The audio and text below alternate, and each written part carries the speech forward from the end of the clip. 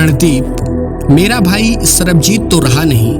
Film में तुम उसका किरदार निभा रहे हो, इसलिए अब मैं तुम में ही अपने भाई को देखती हूँ। मेरी एक इच्छा है कि जब मेरा निधन हो जाए तो मेरी लाश को कंधा देने तुम जरूर आना, और हो सके तो मेरी चिता को मुखाग्नि भी दे देना। जी हाँ, यह शब्द थे दलबीर कौर जी के।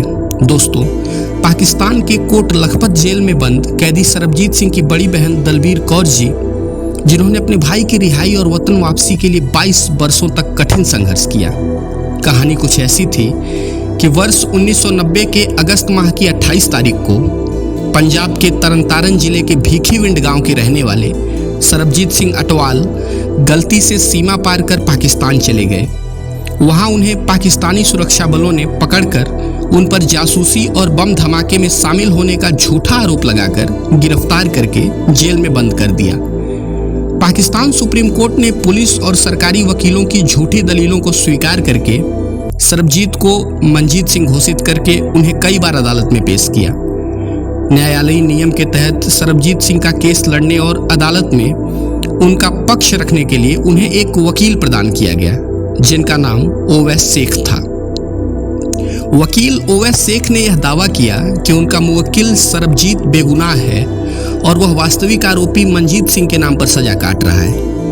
ओवैस शेख ने अदालत में यह दावा किया कि सरबजीत को बेबुनियादी रूप से मई 1990 में कराची बम धमाकों का अभियुक्त बनाया गया है, जबकि वास्तव में 27 जुलाई 1990 को दर्ज एफआईआर में मंजीत सिंह को इन धमाकों का अभियुक्त बताया गया है। जबकि मेरा मुवक्किल अगस्त की 28 तारीख को 1990 में गलती से सरहद पार कर अपने मुल्क से पाकिस्तान आ गया था, लेकिन अदालत में ओवैस शेख की कोई भी बात नहीं सुनी गई, ना उनके द्वारा प्रस्तुत तथ्यों और सबूतों पर विचार किया गया। पाकिस्तान सुप्रीम कोर्ट ने सरबजीत सिंह पर लगे सभी झूठे आरोपों को स्वीकार करके उन्हें फांसी की सजा सुनाई। मित्रों, लेकिन दलबीर कौर जी की कानूनी याचिका पर विचार करने के लिए पाकिस्तानी उच्चतम न्यायालय को कई बार सरबजीत की फांसी टालनी पड़ी। अपने भाई को बचाने के लिए मानव इतिहास में शायद ही किसी बहन ने इतना संघर्ष किया होगा जितना दलबीर कौर जी ने किया। मगर मित्रों, दुर्भाग्यवश रिहाई और फांसी दोनों में से किसी एक के पक्ष में निर्णय आने से पहले ही कोट लखपत जेल में 26 अप्रैल 2013 को अन्य कैदियों द्वारा मजलूम कैदी सरबजीत सिंह पर जानलेवा हमला कर दिया गया, जिसमें उनके रीढ़ की हड्डी टूट गई और वो गंभीर रूप से घायल हो गए। लाहौर के जिन्ना अस्पताल में जिंदगी और मौत से जूझते हुए सरबजीत सिंह का 2 मई 2013 को रात में 12:45 पर निधन हो गया। इसके साथ ही रिहाई, वतन वापसी, कानूनी संघर्ष और बहन दलबीर कौर जी की अपने भाई को बचाने की आस सब खत्म हो गया। 2016 में सरबजीत सिंह की जिंदगी पर आधारित बायोपिक हिंदी फिल्म में फिल्म कलाकार रणदीप हुड्डा ने सरबजीत सिंह की भूमिका को बहुत बेहतरीन ढंग से निभाया। अभिनेत्री ऐश्वर्या राय ने दलबीर कौर जी के किरदार को फिल्मी पर्दे पर बेहतर ढंग से प्रस्तुत किया।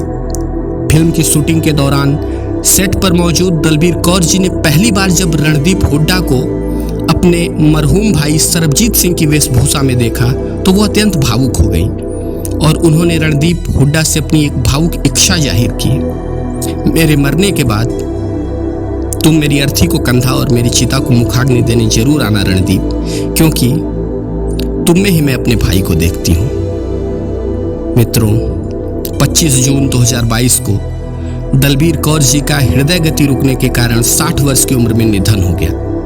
उनके निधन की खबर सुनते ही एक्टर रणदीप हुड्डा उनके गांव भीखीविंड पहुंचे तथा उनसे किए गए वादे के अनुसार उन्होंने दलबीर कौर जी की अर्थी को कंधा तथा पार्थिव शरीर को मुखाग्नि प्रदान करके एक भाई होने का फर्ज निभाया।